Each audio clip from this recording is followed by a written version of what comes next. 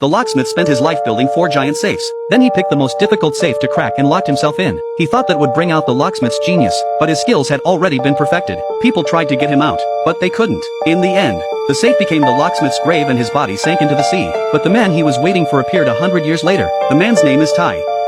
He's a bank clerk. He works at the bottom of the ladder every day. What people don't know is that he has another identity. He's a master safe cracker. It only takes him 8 seconds to unlock a difficult lock. He dreams of one day unlocking the old locksmith's 4 sacred locks, but such a master has never been in demand. Until the day came. Someone sent him an anonymous email inviting him to try his hand. Ty thought it was just a prank, but he thought it over and decided to find out. He followed the email to the designated place. The bodyguard took him to the inner sanctum after matching the passwords. There was no doubt that this place was filled with some of the best locksmiths in the city, but Ty was the only one with a puzzled look on his face. At first, he thought it was a formal meeting. Instead, he was forced to participate in a locksmithing competition. Before he knew it, someone on the floor had opened the lock, then a second, then a third. With only one slot left, Ty began to make his move. He put his hand on the combination disc and turned it a few times. The last place was taken by him. The second round was more difficult, but it was no problem for Ty. This time, the long-haired man was still the first to open the lock. He was followed by Ty, and so they moved on to the final round. However, the difficulty of this round was obviously several levels higher than the previous one.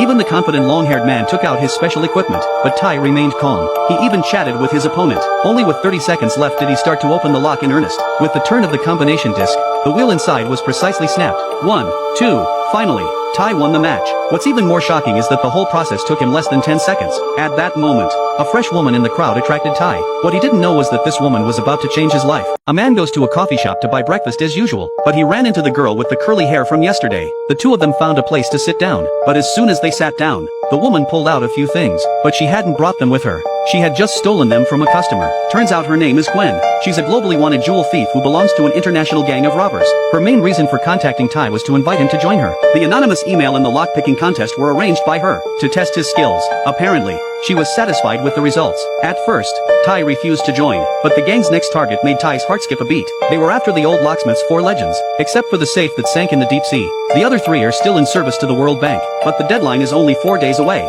Once the deadline is reached, all the safes will be destroyed. That means the gang will have to complete 3 international robberies in 4 days. And this was Ty's last chance to get in touch with the legend. Gwen didn't force Ty to do it, but left him an address and gave him time to think about it. After a night's deliberation, Ty decided to join the gang. Soon he arrived at Gwen's base according to the address. The other members of the team showed up one by one. Hacker Girl, who was in charge of logistics, the driver, the bearded man, and George, who was the leader of the team. After confirming the important information and the plan of action, the group began to move. The first stop was a small bank in Paris, but since it was his first time, Ty was extremely nervous, but for his own purposes, he had to take the bull by the horns. He pretended to be a passerby and entered the bank to use the restroom, and waited in the restroom to be met. Next up was Gwen. She took the guard's key while he was helping her open the door. Then she went to the counter. She distracted the bank manager by claiming to be storing valuables, and then it was the hacker girl's turn. She came to the counter and spoke in a foreign language. The man who didn't understand the language had to call the manager, and as the investigation showed, the manager was the only one in the bank who knew the language. With the manager out of the way,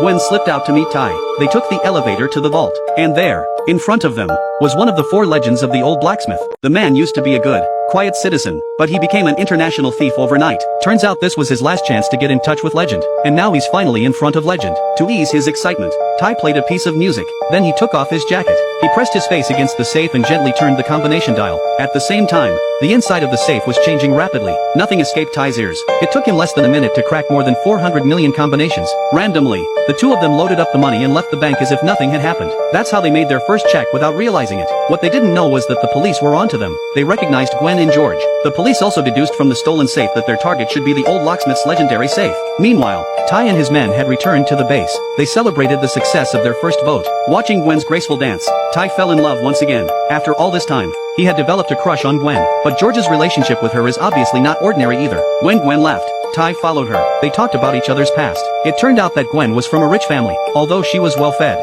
Her life was boring. That's why she left home to seek excitement. They talked about their plans for the next day. The next day they traveled to Prague. This time the target was more difficult than the last. There was a police ambush, but they still had a plan. First, Ty carried a suitcase and pretended to be a branch office worker. When he arrived at the checkpoint, he pulled out a fake ID to verify his identity. Ty thought he'd be recognized. He didn't expect it to go through. It turned out that the hacker had hacked into the system and tampered with the information. When he met a door that needed a key, Ty pretended to open it with his hand. Then the hacker girl opened the lock for him. Then Gwen did the same thing to get into the bank. They finally met in the elevator.